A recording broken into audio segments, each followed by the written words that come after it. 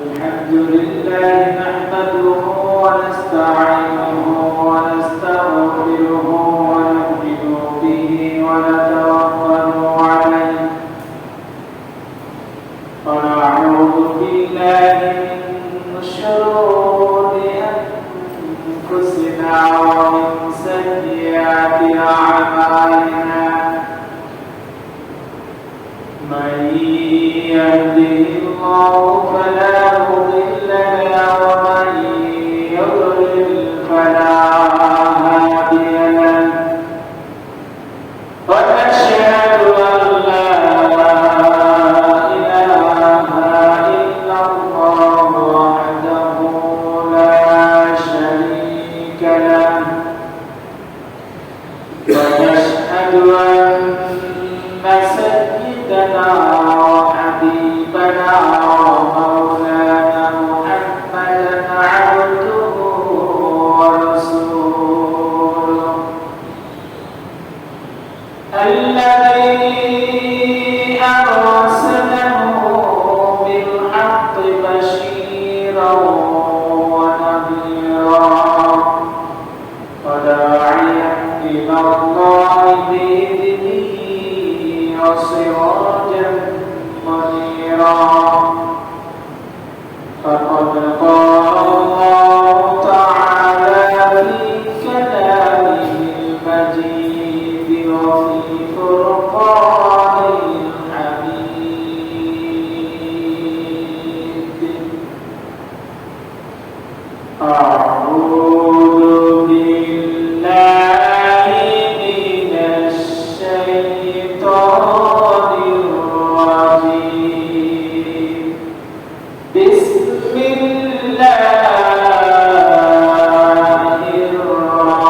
الرحمن الرحيم يوم ندعو كل أناس بإمامهم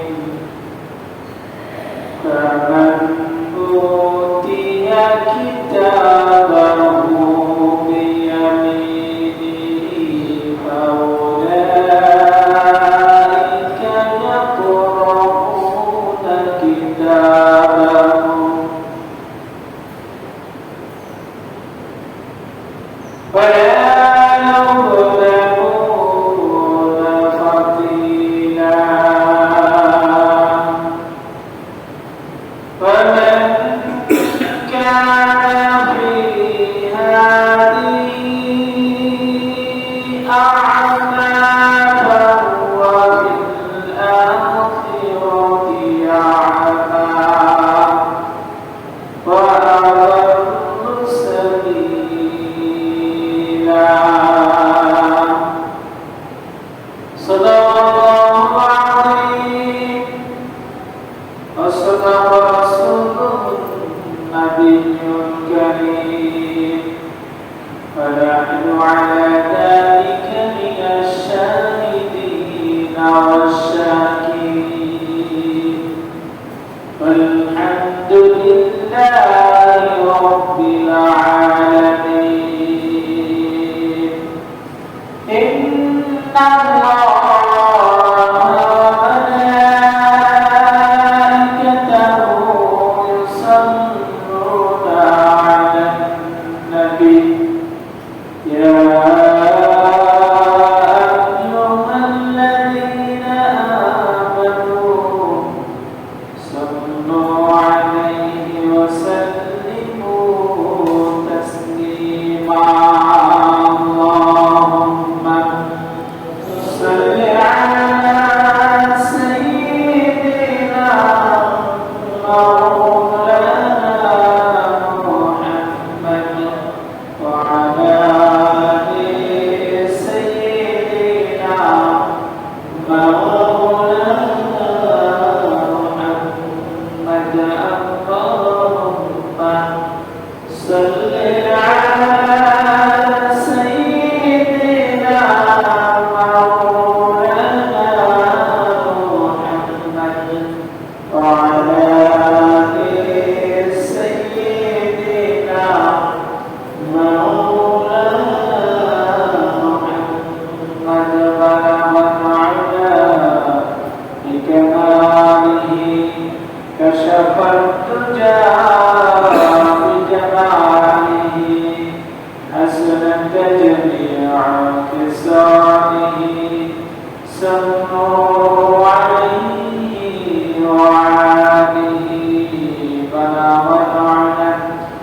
جماله كشف الدجى بجماله حسنت جميع خصاله صلوا عليه وآله لا إله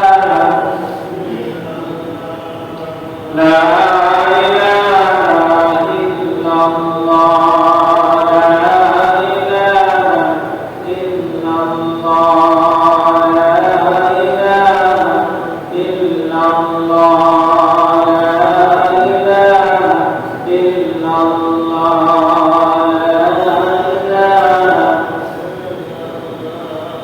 لا إله إلا الله محمد رسول الله صلى الله عليه وسلم معزز مكرم مصلين الكرام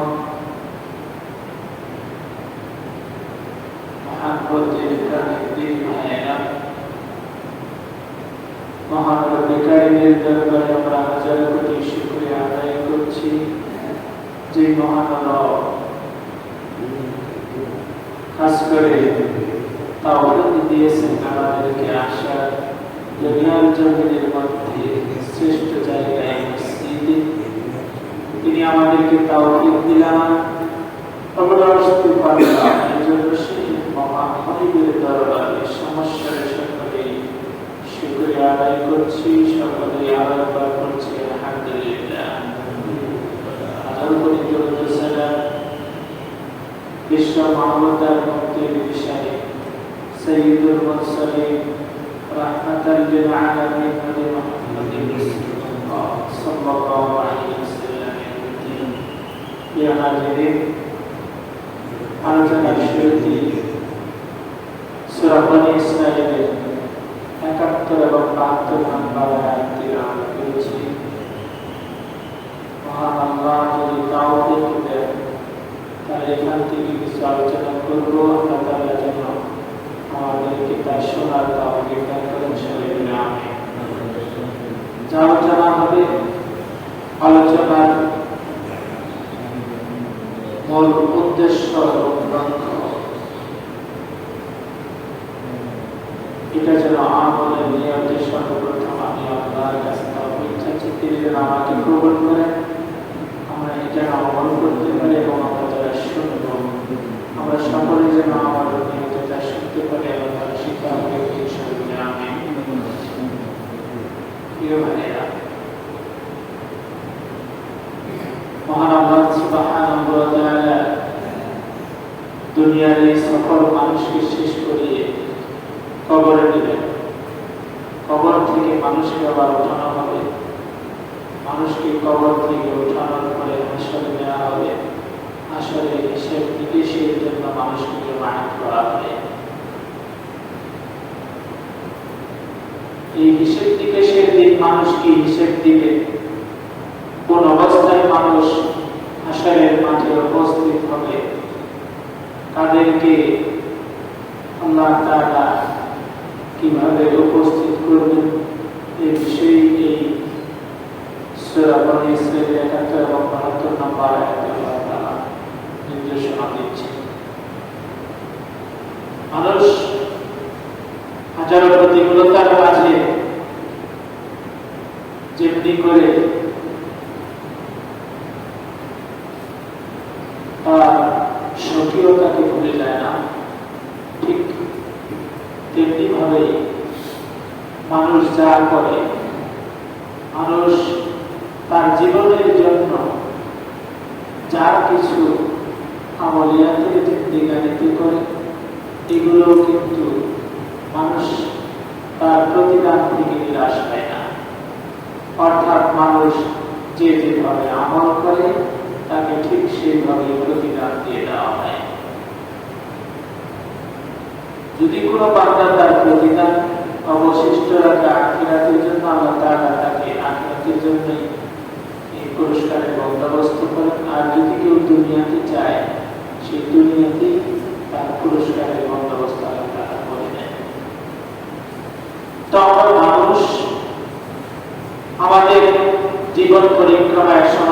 হয়ে যাবে, কবরে যেতে হবে, কবর থেকে আবার আমাদেরকে জীবিত করে ওঠানো হবে। সেই অবস্থায় আমাদেরকে হাসরের মাঠে জমায়েত করা হবে। জমায়েতের পরে যে ঘটনাগুলি সংঘটিত হবে সেই ঘটনাগুলি আল্লাহ তাআলা সুস্পষ্টভাবে বর্ণনা করেছেন। আল্লাহ তাআলা বলেছেন, ইয়াওমা নাদউ কুল্লা উনাসিন, ইয়াওমা বলতে সেই দিনকে বোঝানো হয়েছে আল ইয়াওমাল কিয়ামা। এটির দ্বারা শুধুমাত্র কিয়ামতের দিবস এবং ময়দানে হাসরকে নির্দিষ্ট করা হয়েছে। নাদউ কুল্লা উনাসিন, এই হাসরের মাঠে এই দিনটায় যেদিন মানুষকে সমবেত করা হবে, নাদউ সবাইকে আহ্বান করা হবে, ডাকা হবে, তাদেরকে কল করা হবে, কুল্লা প্রত্যেককে। ভালো করে বুঝে, নাদউ আহ্বান করা হবে, ডাকা হবে, কুল্লা প্রত্যেককে, উনাসিন অর্থাৎ মানব জাতির মধ্যে যারা সমষ্টিগতভাবে জীবনযাপন করে, দলবদ্ধভাবে জীবনযাপন করে, তাদের প্রত্যেককেই ডাকা হবে। নাস থেকে উনাসুন, নাসের বহু বছর উনাসুন অর্থাৎ মানব মণ্ডলীর যে গোষ্ঠী আছে, জাতি আছে, সমাজ আছে, দেশ আছে, রাষ্ট্র আছে, এটার দ্বারা আল্লাহ তাআলা এদেরকে বোঝানো হয়েছে, বুঝিয়েছে। বেঈমান তাদের প্রত্যেক নেতা সহকারে। ভালো করে বুঝেন, কুল্লা উনাসিন প্রত্যেক জাতিকে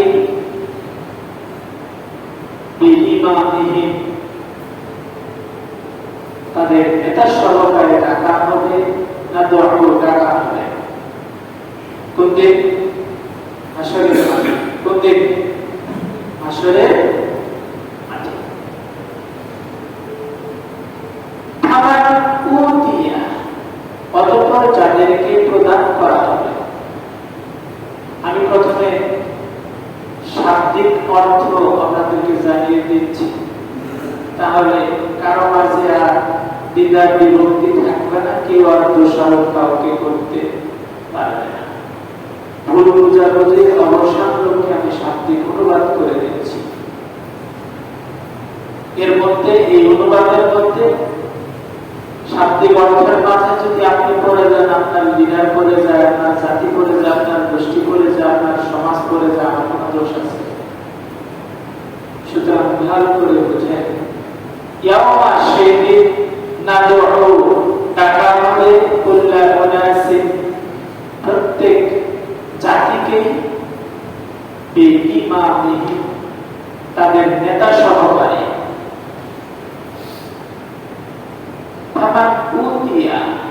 অতঃপর তাদেরকে প্রদান করা হবে, দিয়ে দেওয়া হবে কিতাবা, কিতাবা দিয়ে দেওয়া হবে তাদেরকে, বই পুস্তক। কোন কিতাব দিয়ে দেওয়া হবে?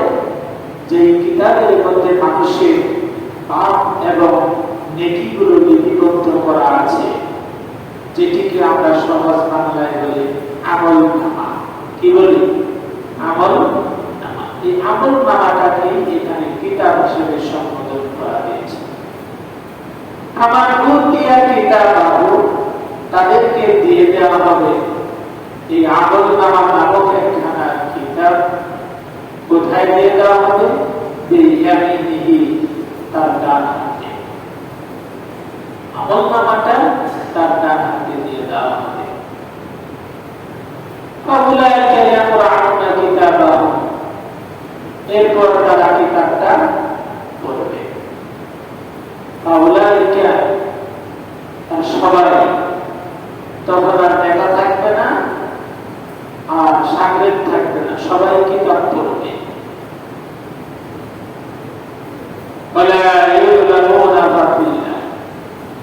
আর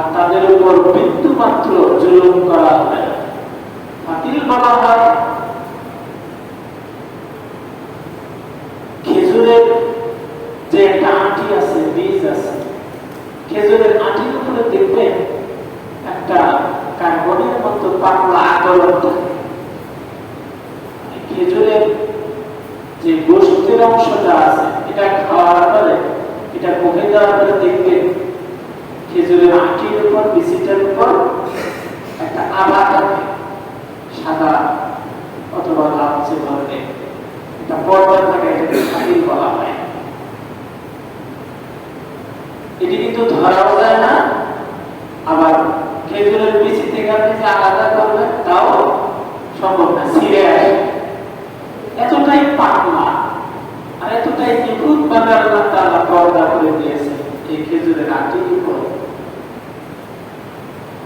আল্লাহ তাআলা যে বললেন ওয়ালা ইউযলামুনা ফাতিলা, কোন প্রকার জুলুম তাদের উপর করা হবে না, সামান্য পরিমাণ জুলুমও করা হবে না।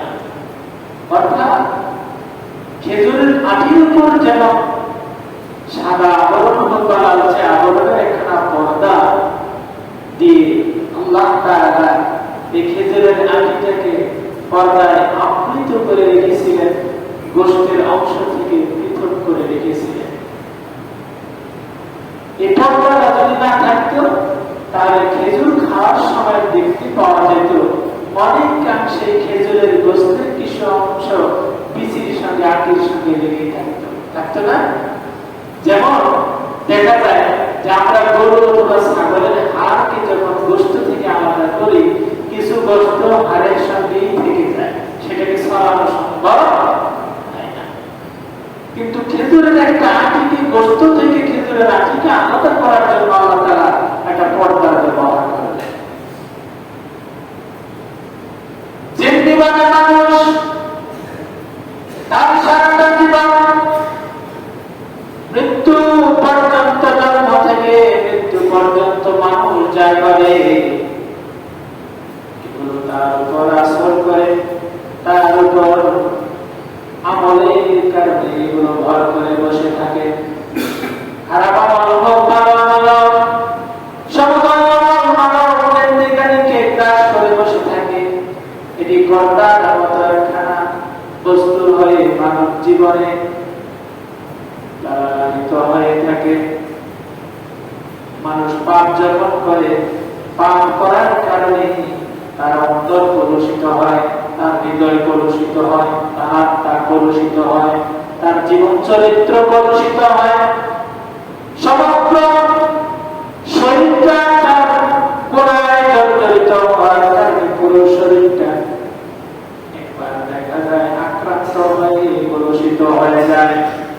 আবার একই মানুষ নেকি করার কারণে গুনার কাজ ছেড়ে দিয়ে ভালো করার কারণে তার অন্তরটা প্রস্ফুটিত হয়ে থাকে, প্রশান্তিতে হৃদয়টা থাকে, তার আত্মাটা শান্তিতে থাকে, পুরো শরীর শান্তিতে থাকে, এবং এই লোকের দ্বারাই পুরো সমাজে শান্তি অবধারিত হয়ে যায়, তাই না?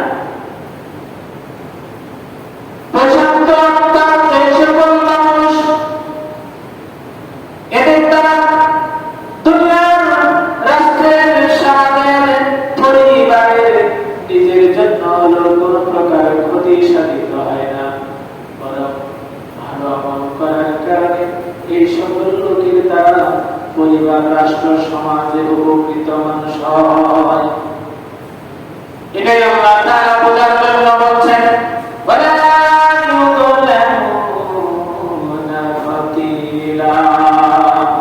ওই হাসরের মাঠে কাউকে কোন প্রকার সামান্যতম জুলুম করা হবে না। মানুষ পাপ করে তার হৃদয়টা যেমন কলুষিত হয়ে গেছে, নেকির কাজ করে পূর্ণ করে যেমন তার হৃদয়টা প্রশান্তিতে রূপান্তরিত হয়ে গেছে, ঠিক এইভাবে এই মানুষদেরকে যখন হাসরের মাঠে ওঠানো হবে, প্রশান্ত আত্মাকে কখনোই আল্লাহ তাআলা জাহান্নামে কষ্ট দিবেন না। আবার কলুষিত হৃদয়কে জান্নাতের সুবাস দিয়ে তাকে প্রশান্তি দিবেন না। জান্নাতে যাওয়ার যে ব্যক্তি যোগ্য হবে তাকে জান্নাত দিয়ে দিবেন। জাহান্নাম আল্লাহ তাআলা তার হিসাব অনুযায়ী জাহান্নামে দিয়ে দিবেন। কারো প্রতি সামান্য পরিমাণ কোন প্রকার জুলুম করা হবে না। সুবহানাল্লাহ। প্রিয় ভাইরা, এই কারণে আল্লাহ তাআলা বলেন, ইয়াউমা নাদ'উ কুল্লা উনাসিন বিইমামিহিম ফামান উতিয়া কিতাবাহু বিয়ামিনিহি ফাউলাইকা ইয়াকরাউনা কিতাবাহুম ওয়ালা ইউযলামুনা ফাতিলা। ওই দিনের ময়দানে হাশরের মাঠে সমস্ত মানুষদেরকে যখন একত্রিত করা হবে, সমস্ত মানুষদেরকে একই আহ্বান জানানো হবে। ও মানুষেরা, উপস্থিত জনতারা, ও আমার সৃষ্ট জীবেরা, উত্তম সৃষ্ট জীবের মধ্যে যারা মানুষে হাশরের মাঠে এসেছ, তোমাদেরকে উদ্দেশ্য করে বলছে আল্লাহ তাআলা বলবেন, তোমরা যারা যেই জাতি, যেই গোষ্ঠী, যেই সমাজ, যেই রাষ্ট্র, যেই দল, যেই নীতি, যেই কর্ম নিয়ে আজ এই হাশরের মাঠে তোমরা উপস্থিত হয়েছ, তোমাদের সবাইকে বলছি, তোমরা তোমাদের নেতা সহ পৃথক হয়ে যাও। নেতার সঙ্গে আলাদা হয়ে যাও। আল্লাহ তাআলা এখানে বললেন কুল্লা উনাসিন বিইমামিহিম। এখানে শব্দের দল আছে না নাই? আছে না? কুল্লা সব কোন দল বাদ আছে? আপনি যদি মনে করেন আপনার দল আল্লাহ তাআলা উসাতে বাদ দিয়েছে, তাহলে তো অর্থের ব্যতিক্রম হয়, ঠিক না? কুল্লা আল্লাহ তাআলা বলেন সমগ্র পৃথিবীতে যত দল আছে, যত মত আছে, যত জাতি আছে, যত গোষ্ঠী আছে, যত সমাজ আছে, যত রাষ্ট্র ব্যবস্থা আছে, আর এই রাষ্ট্র ব্যবস্থার মাঝে যত দল মত রয়েছে, সমুদয় ধর্মকে আল্লাহ তাআলা উদ্দেশ্য করেই বলছেন, কেউ বাদ নাই, কাউকে ছেড়ে দেওয়া হয় নাই। সমস্ত দলকে সেদিন বলা হবে তোমরা তোমাদের নেতা সহ পৃথক হয়ে যাও। তাহলে এই দলের মাঝে আল্লাহ তাআলা বললেন কুল্লা উনাসিন বিইমামিহিম, প্রত্যেক দল। এর মধ্যে আওয়ামী লীগ আছে না নাই? কথা বলা যায়? আওয়ামী লীগ আছে না নাই? বিএনপি আছে না নাই? জামাত আছে না নাই? জাসদ, বাসদ, ন্যাপ যত দল আছে বাংলাদেশে সবাই আছে না নাই? প্রিয় ভাইরা, সবাইকে ডাকা হবে, কাউকে বাদ দেওয়া হবে না। তবে যারা চামচামি তেলবাজি করেছে তাদেরকে বলা হবে আলাদা হয়ে যাও। তোমার নেতা যারা আছে তাদের সঙ্গে আলাদা হয়ে যাও। আলাদা হওয়ার কারণ অবশ্যই আছে, আছে না? কেন আলাদা হয়ে যাও?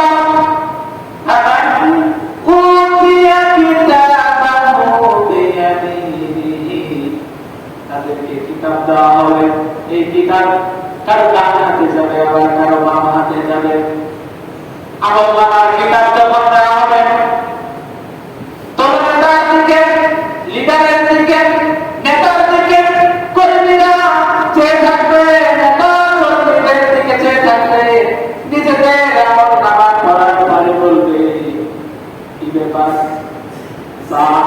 এই বইয়ের মধ্যে দেখতে পাচ্ছি আমার জীবনে চোর পরিমাণ ঘটনাও তো এই আমলনামার মধ্যে লেখা বাদ যায় না। দুনিয়ায় যা কিছু করেছে, দুনিয়ায় যা কিছু অবলম্বন করেছে, দুনিয়ায় যা কিছু অবলম্বন করেছে, দুনিয়ায় যা কিছু খারাপ ভালো মন্দ মিলে যা কাজ করেছে, সমুদয় কার্যাবলী আমলনামার মধ্যে আছে, কোনো কিছুই তো বাদ যায় নাই। সুতরাং এই লিডাররা এবারে একটু মন খারাপ করবে, আমলনামা যখন দেখতে পাবে খারাপ আমলনামায় ভরপুর হয়ে আছে, জৈব কার্যক্রম যখন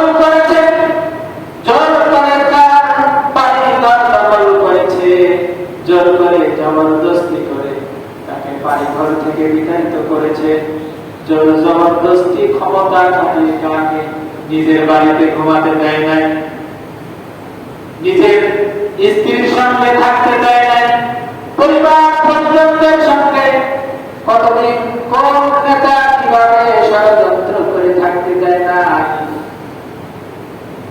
করে দাঁড়িয়ে দিয়েছে। সমুদয় আমলগুলো আমলনামার মধ্যে পাওয়া যাবে না, নাই যাবে না, তাই না? প্রিয় ভাইরা, বাবান উতিয়া কিতাবাহু বিয়ামিনিহি, তাদের আমলনামা যখন দেওয়া হবে, আমলনামা পড়ে দেখবে চামচামি কত করছে, তেলবাজি কত করছে, তেলবাজি চামচামি করতে গিয়ে কত মানুষের ক্ষতি সাধন করেছে, কত মানুষকে চাকরিচ্যুত করেছে, কত মানুষকে বেইজ্জতি করেছে, কত মানুষকে পুলিশে হয়রানি করেছে, কত মানুষকে বাড়ি মারছে করেছে, কত মানুষকে আয়না করে মধ্যবর্তী করে রেখেছে, কত মানুষকে জেল জুলুম দিয়ে তাদেরকে নির্যাতিত করেছে। সমুদয় আমলনামা যখন দেখতে পাবে, তখন এই সকল লোকেরা তাদের নিজের মস্তককে অবনত করে দিয়ে নেতারা এইবার কর্মীদের সামনে মাথা নিচু করে দিবে, মাথা নিচু হয়ে যাবে। এরপর নেতাদেরকে উদ্দেশ্য করে কর্মীরা বলবে, কি হলো বিমান, সারা জীবন তোমার কথা শুনেছি, তোমার পথে স্লোগান দিয়েছি, তোমার এই রাজপথে নিয়ে আন্দোলন করেছি, আজকে দেখি তোমার আমলনামা যা আমাদের আমলনামাও তা। তোমার আমলনামায় যে সকল গুনাহ লিপিবদ্ধ আছে, আমাদের আমলনামার মধ্যে এই সকল গুনাহ কেন হয়ে গেছে? এইবার নেতা বলবে, শোনো, আমি তোমাদেরকে বলি নাই তোমরা রাজপথে, তোমরা রাস্তাঘাটে স্লোগান দাও, অমুক নেতার চরিত্র ফুলের মতো পবিত্র, কিন্তু আমি না বলা সত্ত্বেও তোমরা স্লোগান দিয়েছিলে অমুক নেতার চরিত্র ফুলের মতো পবিত্র, কিন্তু আমার মতো জঘন্য চরিত্রের অধিকারী আর কেউ ছিল না। এই জঘন্য চরিত্রের অধিকারী আমি হওয়ার পরে তোমরা জেনে শুনে আমার পক্ষে ভালো স্লোগান দিয়েছিলে, ভালো সকল ফুলের মতো চরিত্র মানুষের কাছে স্লোগান দেওয়ার কারণে আমার নামের পাশে যে সকল গুণাগুলো আজকে দেখতে পাচ্ছ, স্লোগানের কারণে তোমাদের গুণাগুলো একই পর্যায়ে চলে গেছে। একটু কল্পনা করে দেখেন, এটা তাফসীর করে আশ্চর্য হয়ে গেলাম। এই যে তাফসীর ইবনে কাসির আছে, আপনারা তো পড়েন না, খালি তো ঠেলাঠেলি করেন। আর এক ধরনের তেলবাজ শয়তান মার্কা দুই চারটা এলাকায় আছে, কথা বললেই তারা বলে যেগুলো রাজনীতি কথা, খেলাধুলা মারো না কেন, ইমাম সাহেব এগুলো বলতে দাও না কেন। আর বেটা, তোর বাবার যদি ক্ষমতা থাকে কিনা, আমার ভুল কর, তোর বাবার যদি ক্ষমতা থাকে এটা বল, ইমাম সাহেব এটা বলাটা ঠিক না, এটা ঠিক বলেন নাই, এটা যথেষ্ট বলেন নাই, এরকম নাই, এরকম আছে। তোর বাবার যদি ক্ষমতা থাকে আমার সামনাসামনি এসে বলবি, কিন্তু ওই সাহেব বলবেন ইমাম সাহেবের পিছনে বলে কোনো লাভ। প্রিয় ভাইরা আমার, কিতাব দেওয়ার পরে কিতাব নেতারা পড়বেন, কর্মীরা পড়বেন, নেতার কর্মীর সমান সমান কাজ দেখে কর্মীরা এবার হতাশা হয়ে বলবে, হায় হায়, কি এমন কাজ করলাম, দুনিয়াতে যা কিছু করলাম সমুদয় আমলে বরবাদ হয়ে গেল। ইন্নাল্লাযীনা ইয়াকুলুনা বিআয়াতিল্লাহি ওয়া ইয়াকতুলুনান নাবিয়্যিনা বিগায়রি হক ওয়া ইয়াকতুলুনাল্লাযীনা ইয়া'মুরুনা বিল কিসতি মিনান নাস ফাবাশশিরহুম বিআযাবিন আলীম। আল্লাহ তাআলা বলবেন, ইন্নাল্লাযীনা ইয়াকফুরুনা, যারা আল্লাহর আয়াতগুলোকে যারা অস্বীকার করবে, এই সকল অস্বীকারীরা, এই সকল কাফেররা শুধু আল্লাহর আয়াতকে অস্বীকার করবে তাই নয়, এরা যুগে যুগে সময়ে সময়ে বিভিন্ন পর্যায়ে যারা নবী রাসূল এসেছেন এদেরকেও হত্যা করবে। শুধু তাই নয়, যখন নবীরা থাকবে না, যখন কোন রাসূল থাকবে না, নবী এবং রাসূল সন্ন্যতায় যে সকল নবী এবং রাসূলের ওয়াজিবগণ থাকবে, যারা সত্য কথা বলবে, হক কথা বলবে, হক পথে চলবে, হক পথে মানুষকে চলার জন্য আহ্বান করবে, এদেরকেও ওই সকল কাফেরেরাই কিন্তু হত্যা করবে। আর যারা আল্লাহর আয়াত অস্বীকার করে, নবীদেরকে হত্যা করে, নবীর ওয়ারিসদেরকে হত্যা করে, এরা সমান অপরাধী। এদের দুনিয়া এবং আখিরাতের সমস্ত আমলগুলো আল্লাহ তাআলা বরবাদ করে দিয়েছে। সুতরাং এই হাসরের মাঠে এই সকল অপরাধীরা যারা রাষ্ট্রকে, রাষ্ট্রযন্ত্রকে, তাদের লিডারকে, তাদের নেতা জনগণকে যারা তেলবাজি করে, তাদেরকে সমর্থন দিবে, এই সকল সমর্থনকারীরাও কিন্তু সমর্থক হিসেবে গণ্য হবে। নেতার পাশে কর্মীরা থাকবেন, কর্মীর পাশে নেতারা থাকবেন, নেতা এবং কর্মী উভয়কে জাহান্নামী হিসেবে ঘোষণা করা হবে। উভয় মিলে উভয়কে আল্লাহ তাআলা জাহান্নামের ব্যবস্থা করে দিবে। আল্লাহ তাআলা বলছেন এতটা সত্য, وَمَنْ كَانَ فِي هَذِهِ أَعْمَى فَهُوَ فِي الْآخِرَةِ أَعْمَى وَأَضَلُّ سَبِيلًا। যে ব্যক্তি, যে মানুষ, যে জাতি, যে গোষ্ঠী, যে সম্প্রদায়, যে রাষ্ট্রের লোকেরা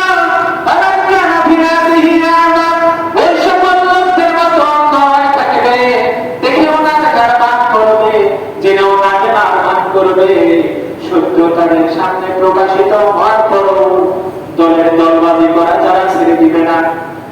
ভালো করে খেয়াল করেন। আচ্ছা, একটা অন্যায় কাজ দেখে বোঝা যায় না যেটা অন্যায়? কথা বলেন, আপনারা মনে হয় বোঝেন না। বুঝলে বলেন, বোঝা যায়? অন্যায় কাজ থেকে বোঝা যায় যেটা অন্যায়, ভালো কাজ থেকে বোঝা যায় যেটা ভালো কাজ। আচ্ছা, এরপরে এক শ্রেণীর লোক থাকে না, না দেখার ভান করে যে যদি আমি এটাকে অন্যায় বলি অথবা ভালো বলি, না জানি কোন বিপদ এসে যায়, সুতরাং কোনটাই বলার দরকার নেই, আমি বাবা মাঝামাঝি মানুষ। আচ্ছা, তাই দেখুন এই সকল লোকদেরকে আল্লাহ তাআলা বলছেন অন্ধ। এই সকল লোকেরাই অন্ধ, যদিও দুনিয়ার মাঝে এদের চোখ দুটো বিবদমান, চক্ষু যদিও দেখা যাচ্ছে যে তাদের বডিতে লাগানো আছে, চোখের পাওয়ার ঠিক আছে, চোখে ঠিকই দেখে, কিন্তু এতটা সত্য এই ভুলকে ভুল, মন্দকে মন্দ, সত্যকে সত্য, আর অন্যায়কে অন্যায় দেখেও যারা বিচার বিশ্লেষণ করতে পারে না, না দেখার ভান করে, এদেরকে আল্লাহ তাআলা বলেছেন অন্ধ। এই অন্ধদেরকে আল্লাহ তাআলা বলছেন এরা তো এমন অন্ধ, এমন কলকাতা ব্যক্তি, এই কলকাতা ব্যক্তিরাই এদেরকে আবার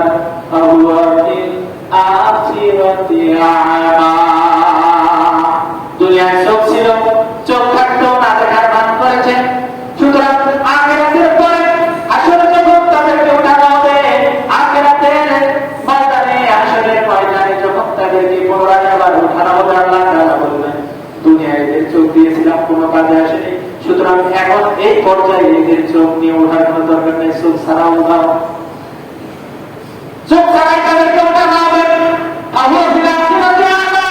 এদেরকে অন্ধ করে উঠানো হবে, চোখে দেখবে না, চোখ থাকবে না, চোখের দৃষ্টি থাকবে না, চোখ ছাড়া এই সকল ব্যক্তিদেরকে উঠানো হবে।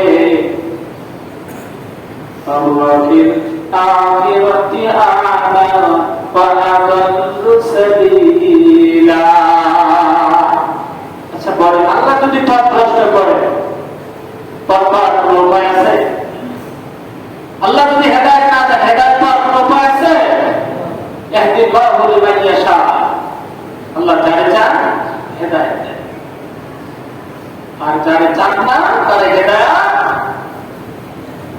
প্রিয় ভাইরা আমার, আল্লাহ তাআলা বলছেন ওয়ামান আ'রাদা আন যিকরি ফাইন্না লাহু মাঈশাতান দানকা ওয়া নাহশুরুহু ইয়াওমাল কিয়ামাতি আ'মা।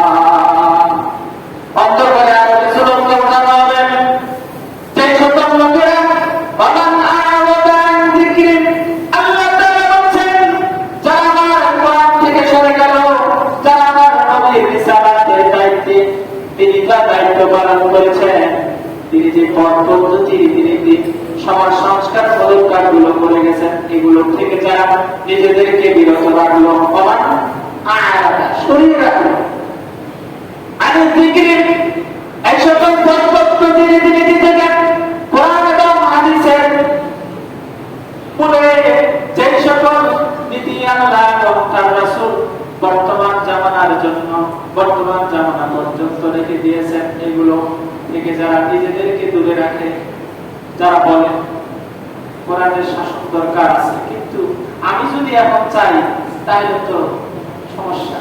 এই সমস্যা আমার অমুক্ত মুখ ইত্যাদি বলতে পারে, আমার উপর জেল জুলুম জবরদস্তি আসতে পারে, আমার উপর অত্যাচার নির্যাতন হতে পারে। সুতরাং কোরআনের আইন চাইলে মনে মনেই থাক, প্রকাশ করার কোনো দরকার নাই। কোরআনের শাসন চাই, কোরআনের রাষ্ট্র চাই, সব ঠিক আছে, কিন্তু ওটা আমার মনের কথা, আমি মন থেকে প্রকাশ করবো না, মুখ দিয়ে চাইবো না, আমি কার্যশীল রূপান্তরিত করবো না, ওটা আমার মনের মধ্যে লালন করবো, ভিতরে প্রকাশ করার দরকার নাই। আল্লাহ তাআলা বলছেন এই সকল লোকেরাও অন্ধ, এদেরকেও আল্লাহ তাআলা আসলে মানে অন্ধ করে উঠাবে। কেননা আপনার মুখের এবং মনের দুই কাজের সমর্থন যদি থাকে, তাহলে কাজের দ্বারা আপনাকে সেটা প্রকাশ করতে হবে। মুখ এবং অন্তরের প্রতিচ্ছবি হচ্ছে তার কাজ। সুতরাং যারা এটা না করবে তাদেরকেও আল্লাহ তাআলা আসলে মানে অন্ধ করে উঠাবে। অন্ধ করে উঠানোর কারণে আল্লাহ তাআলাকে ওই সকল ব্যক্তিরা, নেতারা আর কর্মীরা বলবে আল্লাহ রব্বি লিমা হাশারতানি আ'মা ফাকাদ কুনতু বাসীরা। আল্লাহ কি বলবে? নেতারা কর্মীরা উভয় বলবে আল্লাহ দুনিয়াতে তো দুটো চোখ ছিল, দুনিয়াতে চোখ ছিল না, চোখ ছিল না, ভালো করে আলোচনা শুনে। নেতারা কর্মীরা উভয় বলবে আল্লাহ দুনিয়াতে তো চোখ দিয়েছিলেন, দুনিয়ার চোখের দৃষ্টি তো দুনিয়ায় কেড়ে নেননি, তো হাসরের মাঠে আমার কেন চোখ ছাড়া উঠালেন? চোখও নাই, দৃষ্টিও নাই, অন্তত এই উঠানোর পিছনে কারণ কি? কারণ আছে না নাই? রব্বি লিমা হাশারতানি আ'মা ফাকাদ কুনতু বাসীরা। ও আল্লাহ, আমরা তো চক্ষুষ্মান ছিলাম দুনিয়ার মধ্যে, চোখও ছিল, দৃষ্টিও ছিল, কি কারণে আমাদেরকে অন্ধ করে ওঠানো হলো? আল্লাহ তাআলা বলবেন ক্বালা কাযালিকা আতাতকা আয়াতুনা ওয়া নাসিতাহা ওয়া কাযালিকা আল-ইয়াওমা তুনসা। আল্লাহর কথা হলো, তিনি বলবেন ও মানুষ, কাযালিকা আতাতকা, এমনি করে এই যে তোমাদের চোখ ছিল, চোখ ছাড়া আমার কবর থেকে উঠালাম, হাসরের মাঠে নিয়ে আসলাম, এমনি করে দুনিয়াও তোমাদের চোখ ছিল, কিন্তু আমার কোরআন, আমার নবীর রিসালাতের দায়িত্বগুলো, আমার নবীর দেওয়া কাজগুলো তোমাদের সামনে চাক্ষুষ্মান থাকার কারণে, থাকার পরেও তোমরা তা না দেখার ভান করেছ, চোখ দেখো নাই, অন্ধ হয়েছিল, অন্ধত্বের মতো তোমরা আচরণ করেছিল আমার নবীর রিসালাতের দায়িত্বের উপর। আমার কোরআনের প্রতি তোমরা অন্ধত্বতা প্রকাশ করেছিলেন, আমার নবীর হাদিসের প্রতি তোমরা অন্ধত্বতা প্রকাশ করেছিলে। সুতরাং ওই অন্ধত্বতা প্রকাশ করার কারণে আজকে আবার এই দিনে আমি তোমাদেরকে অন্ধ করে উঠিয়েছি। তাহলে কোরআনের পক্ষে থাকার দরকার আছে না নাই? থাকার দরকার আছে না নাই? সবাই দুই একজনের যারা থাকবেন না, আল্লাহর কসম করে বলি আপনারাও কিন্তু অন্ধ করে হাসরের মাঠে ওঠানো হবে। আমলি করেন আমার কোনো সমস্যা নাই, বিএনপি করেন আমার কোনো সমস্যা নাই, জাসদ বাসদ যা মনে চাই করেন আমার কোনো সমস্যা নাই, কিন্তু আপনি যদি বলেন আমি মুসলমান, তাহলে কোরআন না ধারণ করার কারণে, কোরআন বুঝে না চলার কারণে, কোরআনী সমাজ কোরআনী রাষ্ট্র না চাওয়ার কারণে সমস্যা আছে না? না। যেই সকল বন্ধুরা, যেই সকল নেতা কর্মীরা এই স্লোগান দেন কোরআন অনুযায়ী রাষ্ট্র চললে রাষ্ট্র আফগানিস্তান হয়ে যাবে, জঙ্গি রাষ্ট্রে রূপান্তরিত হয়ে যাবে, ও বাংলাদেশের নাম ওই বাংলা নিশ্চিত আবু জেহেলের মতো কাফের হয়ে গেছে, কোনো সন্দেহ নাই। ইন্নাল্লাযীনা ইয়াকফুরুনা বিআয়াতিল্লাহ, যারা আল্লাহ তাআলার একটা আয়াত শুধু নয়, একটা শব্দকেও, একটা হরফকেও অস্বীকার করবে, নিশ্চিত ওই ব্যক্তি কাফের, কোনো সন্দেহ, কোনো সন্দেহ আছে? কোনো সন্দেহ আছে? আমি আলোচনা করছি, তাফসীর মিলাই নেবেন। সূরা বনী ইসরাঈলের 71-52 আলোচনা করছি, আর সূরা তাহার 24, 25 এবং 26 নাম্বার এখন চলমান, এগুলো মিলাই নেবেন, তাফসীর ঠিক আছে না নাই। যদি না থাকে আমার সাড়ে খোলা ধরবেন মসজিদের বারান্দায়, আমার কোনো আপত্তি নাই। কিন্তু যদি এই আলোচনাটা আপনার পক্ষে মানার মতো, অবশ্যই আল্লাহ তাআলা বলে থাকেন আপনার জন্য, মানার জন্য আল্লাহ তাআলা যদি নির্দেশনা থেকে থাকে, তাহলে আমি বলছি আপনাকে অবশ্যই মানতে, অবশ্যই মানতে। আপনি কোন দল করেন সেটা সমস্যা না, সমস্যাটা হচ্ছে আপনি কোরআন ধারণ করেন কিনা, কোরআনকে চান কিনা, কোরআনের শাসন ক্ষমতা আপনার হৃদয়ে লালন কিনা, কোরআনের ক্ষমতা, কোরআনের পাওয়ার রাষ্ট্র ক্ষমতায় চান, এটা চান কিনা। এটা যদি না চান, আপনার আর কাফেরের মাঝে কোনো পার্থক্য, কোনো পার্থক্য আছে? আচ্ছা, কোরআন যদি রাষ্ট্র ক্ষমতায় যায়, সবারই লাভ না লস?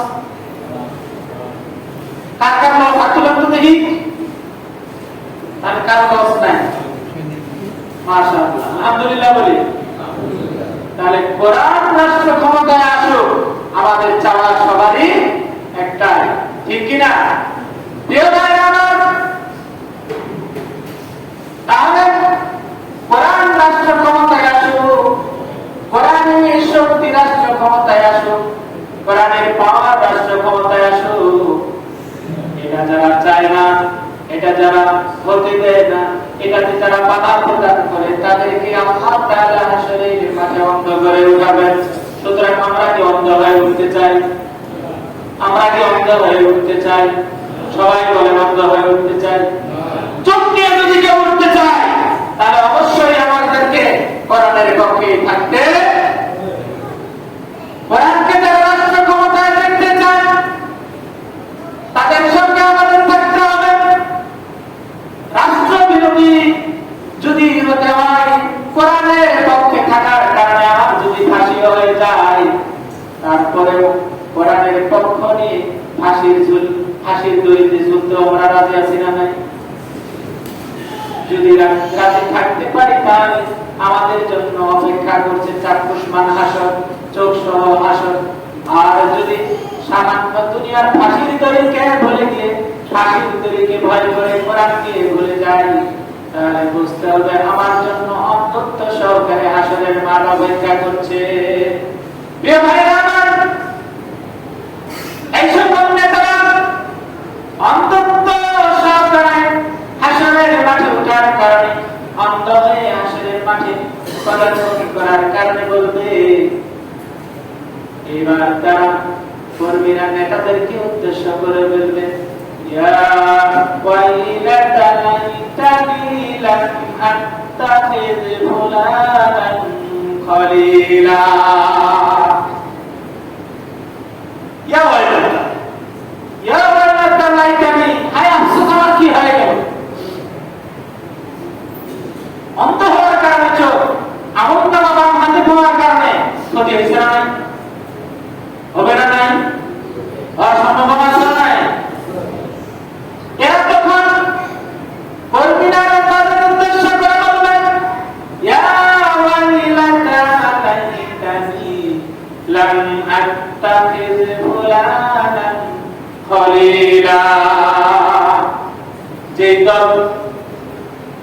যেই দলের নেতা কর্মীরা, যেই দলের লিডারকে মান্য করে দুনিয়ায় চলবে, কর্মীরা নেতার উদ্দেশ্য করে বলবে, হায় অমুক ব্যক্তি অমুক দলের অমুক নেতা, এর যদি না মানতাম, আওয়ামী লীগের লোকজনেরা বলবে, আওয়ামী লীগের লিডারের নাম কি, শেখ মুজিবুর রহমানকে উদ্দেশ্য করে বলবে, হায় যদি আজকে মুজিবের নেতা নামের মুহাম্মদুর রাসূলুল্লাহ সাল্লাল্লাহু আলাইহি ওয়াসাল্লামকে নেতা মানতাম, তাহলে আমার এই অবস্থা হইতো না, আমল নামায় ঘাটতি থাকতো না, চোখ বন্ধ করে আল্লাহ তাআলা হাসরে ওঠাতেন না।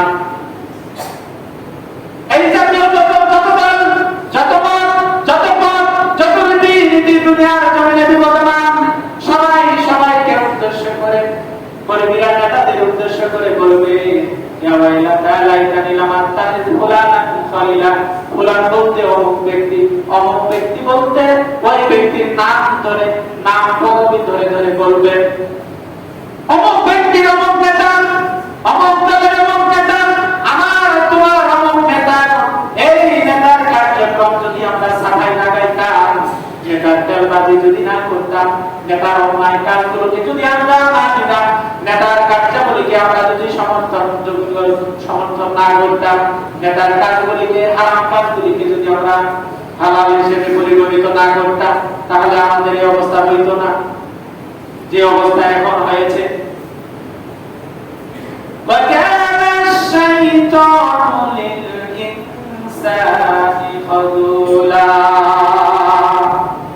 শয়তান যে অনেক বড় প্রতারক, শয়তান যে মস্ত বড় প্রতারকে পরিণত হয়েছে, এটা মানুষ তখন টের পাবে যখন আমল নামা পাবে আর তাদেরকে অন্ধ করে উঠানো হবে। এরপরে আল্লাহ তাআলা ওই সকল নেতা এবং কর্মীদের উদ্দেশ্য করে বলবেন, নেতা এবং কর্মী যারা থাকবে এদেরকে উদ্দেশ্য করে আল্লাহ নবী বলবেন, ক্বালার রাসূলু ইয়া রাব্বি ইন্না কওমি ইত্তাখাযু হাযাল কুরআনা মাহজুরা। আল্লাহ, এই যে নেতা, এই যে কর্মী, এরা কিন্তু দুনিয়ায় আল্লাহ আপনার আইন চায় না, এরা কিন্তু দুনিয়া থাকাকালীন অবস্থায় এদের দল কোরআন দিয়ে রাষ্ট্র চলুক চায় নাই, নেতারাও চায় নাই, কর্মীরাও চায় নাই। সুতরাং এরা যেমনি ভাবে কোরআনকে অন্ধ করে রেখেছিল, ঠিক তেমনি ভাবে এই কোরআনকে যেমন তারা একটা লাল শালুকের মধ্যে পেঁচিয়ে রাখার পায় তারা করছিল, এটা যেন রাষ্ট্র ক্ষমতায় না যেতে পারে। সুতরাং এই কর্মের কারণে এর পরিপ্রেক্ষিতে এদেরকেও আজকে আপনি এমন জাহান্নামী হিসেবে প্যাকেট করে জাহান্নামে দিয়ে দিন। সুবহানাল্লাহ বলবেন না নাউজুবিল্লাহ? আমরা কি জান্নাতে যেতে চাই না জাহান্নামে যেতে চাই? আল্লাহ তাআলা আমাদেরকে জান্নাতি হিসেবে কবুল করুন।